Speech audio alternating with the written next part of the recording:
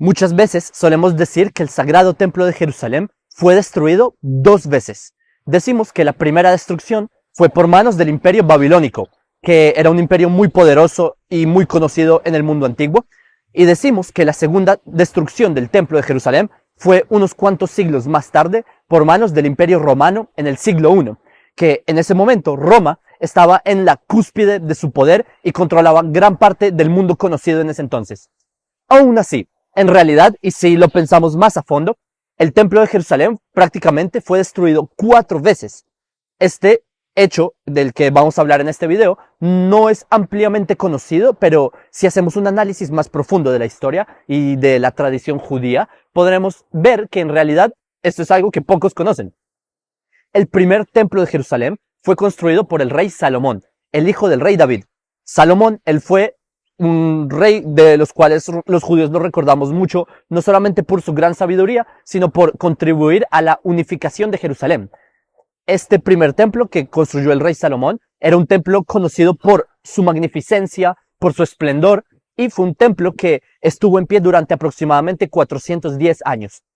Este templo fue un símbolo de emuná para Israel, de la grandeza de Hashem en todo el mundo, pero tristemente el primer templo que construyó el rey Salomón fue destruido por los babilonios en el año 586 antes de la era común, y esta destrucción marcó un momento de mucha tristeza y desolación para nosotros los judíos. Así es como lo relata la Biblia hebrea en el segundo libro de Reyes, capítulo 25, que es un pasaje histórico de la Biblia que ahí nos habla que en el año 19 de Nabucodonosor, el rey de Babilonia, vino Nebuzaradán, que él era el comandante del ejército babilónico, y él vino a Jerusalén, y él y su ejército sitiaron Jerusalén en un asedio que devastó a la población judía de esta ciudad.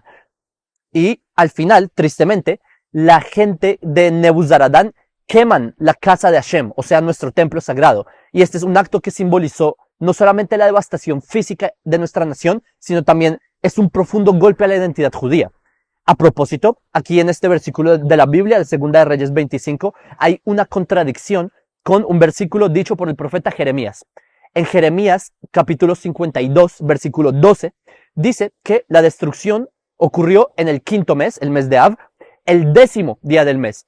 Pero en Segunda de Reyes 25, en el versículo 8, dice que todo esto ocurrió en el 7º día del mes. ¿Entienden la diferencia? O sea, no puedes decir que por un lado el templo se quemó el 7º día del mes, pero en otro lugar decir que se quemó el 10º día del mes, se contradice.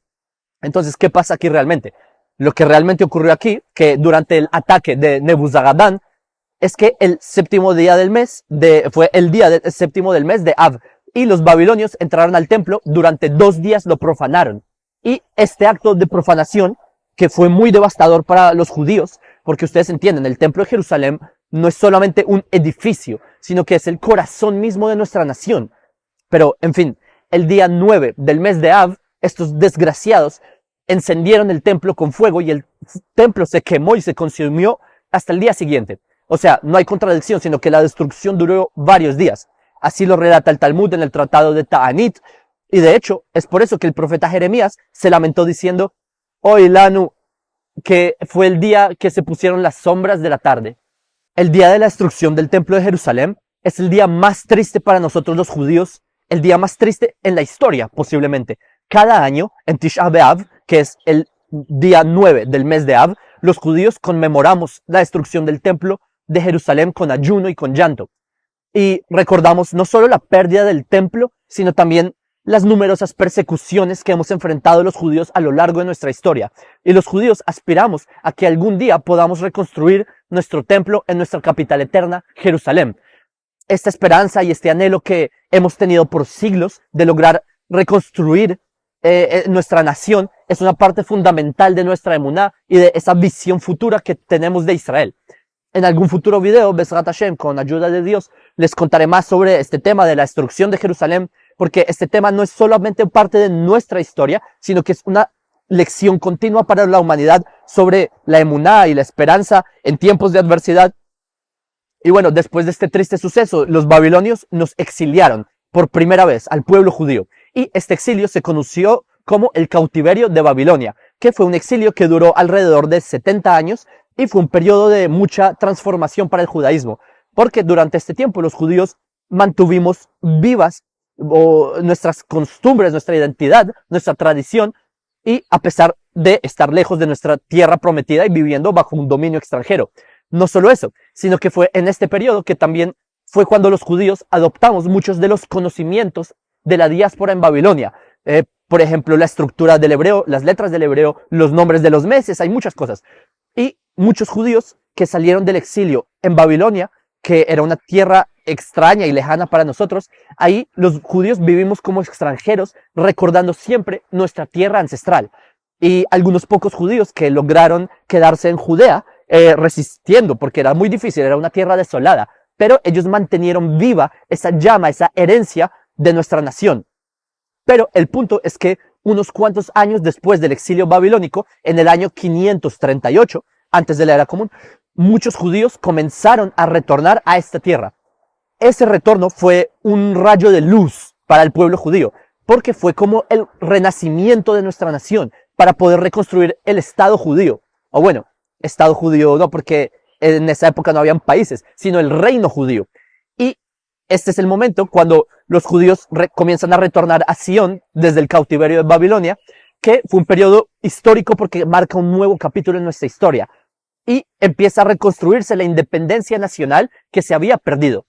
En esa misma época los judíos comenzaron a reconstruir de nuevo el templo de Jerusalén bajo la dirección de Zerubabel, que él era un líder judío de la descendencia del rey David, y aunque Zerubabel él fue una figura central en la reconstrucción del templo, la verdad es que el segundo templo que él estaba construyendo no tenía ese grandioso esplendor como el primer templo que había reconstruido el rey Salomón, porque el primer templo había sido un símbolo de gloria de la época dorada del pueblo de Israel, muy difícil de comparar.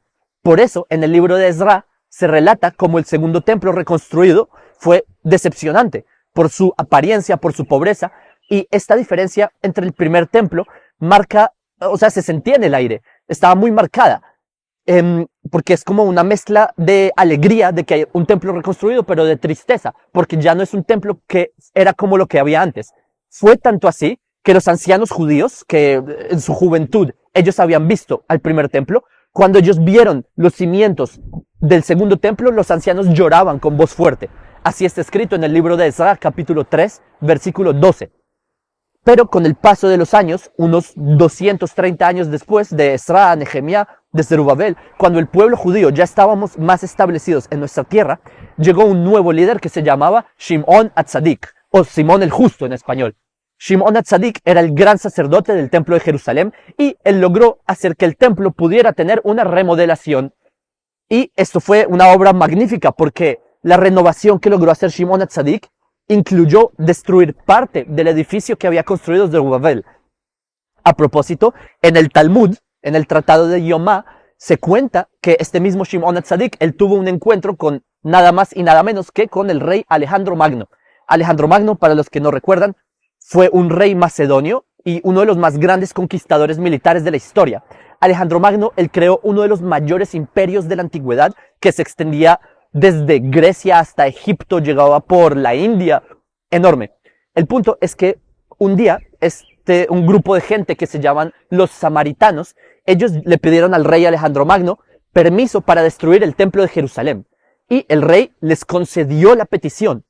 Cuando Shimon HaTzadik se enteró de esto, como él era el gran sacerdote del templo, Shimon HaTzadik se puso las vestiduras de sacerdote, sacerdotales, y se fue con líderes judíos que se fueron a enfrentarlos con antorchas, avanzaron toda la noche y en el amanecer llegaron hasta las tropas de Alejandro Magno, que estaba con los samaritanos. Entonces Alejandro Magno le preguntó a los samaritanos que quiénes son esos judíos, y los samaritanos le dijeron, no, esos son unos rebeldes, porque quieren derrocarte. Pero ¿qué ocurrió? Que cuando Alejandro Magno vio a Shimon HaTzadik, el rey Alejandro Magno se bajó de su caballo, de su carroza, y se posternó ante Shimon HaTzadik.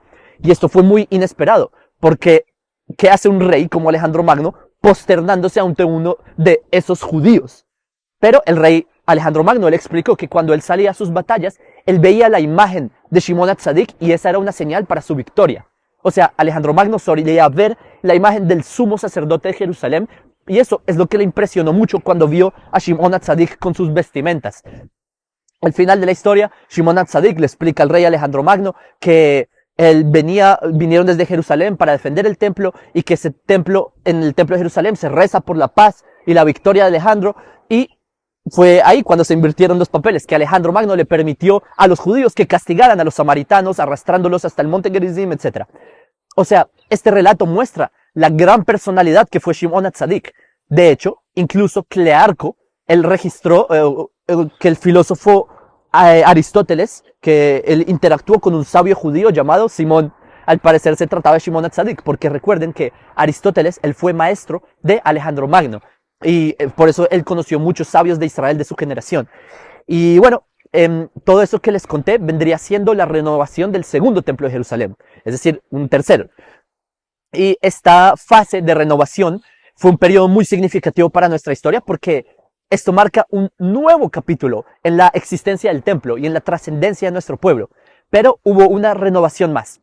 Varios años después de Alejandro, en el siglo I antes de la era común, sube un rey al trono de Jerusalén que se llamaba Herodes. Herodes era conocido por su ambición, por su deseo de dejar un legado duradero, y por eso es que él mandó a hacer muchas construcciones en Judea durante su época. Una de estas obras, quizás la más grandiosa de todas, fue renovar el segundo templo de Jerusalén. Su plan era transformar el templo en una estructura que reflejara la grandeza, la visión de su poder. Y para renovar el templo, Herodes debió hacerlo mediante la demolición de la mayoría del edificio que había sido construido por Shimon HaTzadik. Y esta acción de Herodes, aunque tenía intenciones de embellecer y ampliar el templo, si se ponen a pensarlo, fue también un acto de destrucción, en cierta manera. O sea, en rigor se podría considerar esta como la cuarta destrucción de una parte del templo. Obviamente con el fin de remodelarlo, de embellecerlo. Y el segundo templo que construyó Herodes era tan impresionante que los sabios de Israel en el Talmud, en el Tratado de Baba Batra, dijeron que quien no haya visto una construcción como la de Herodes, nunca vio una construcción hermosa en su vida. Finalmente, en el año 70, nuevamente cae la tristeza sobre Sion y se marca uno de los momentos más dolorosos y más oscuros de nuestra historia, que fue cuando los romanos, en su poderío militar y su indiferencia por nuestro pueblo, destruyeron por completo el segundo templo de Jerusalén. Y esta destrucción no simplemente fue demoler un edificio, sino que esto implicó el fin de nuestra independencia nacional durante 2000 años, hasta que gracias a Dios volvimos a tener un país en 1948.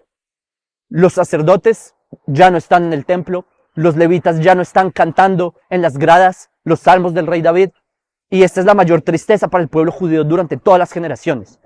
Todos los males que los judíos hemos sufrido a lo largo de la historia se debe a esto. Se debe a que el templo fue destruido por nuestros pecados. Y esto es un recordatorio de que nuestras acciones tienen consecuencias, no solo en este mundo, sino también en nuestra relación con Hashem y también para todas las generaciones.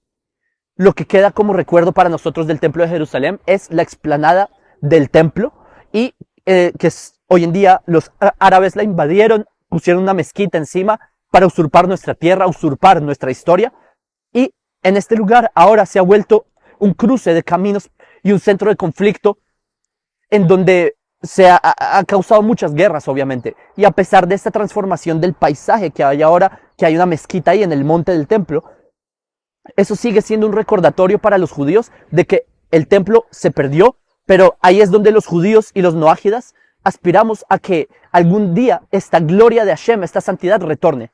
Con ayuda de Hashem, el Dios de Israel, que pronto veamos días de alegrías, días de paz, que podamos ver nuevamente el templo de Jerusalén en pie, y no solamente como un montón de piedras, sino como el centro del cosmos, donde sale la palabra de Hashem al mundo. Gracias a Hashem, que hoy en día los judíos vivimos en una generación en donde se cumplen las palabras de los profetas sobre la reconstrucción de Jerusalén. Este cumplimiento es un testimonio de la fidelidad eterna que tiene Hashem con su pueblo. Es un recuerdo de la promesa que hicieron nuestros profetas a nuestros antepasados. Y como dice el Salmo, construye Jerusalén, Hashem, a los dispersos de Israel, reúnelos. Les quiero dar las gracias a todos ustedes que piden por la paz de Jerusalén, y que con ayuda de Hashem y de nuestros soldados, que Israel pronto tengamos la victoria en estos tiempos de guerra contra aquellos que nos odian, y que con su apoyo y con sus oraciones, estos son pilares de fortaleza para nosotros los judíos, para Israel, porque recordamos que no estamos solos en esta lucha. Por eso es que la unión y nuestro compromiso por la defensa de nuestra tierra son vitales para alcanzar días de paz, días de seguridad. Entonces que Hashem nos permita ver un mundo de paz en todo el mundo, y un mundo en donde Jerusalén sea reconstruida y sea un faro de luz para las naciones.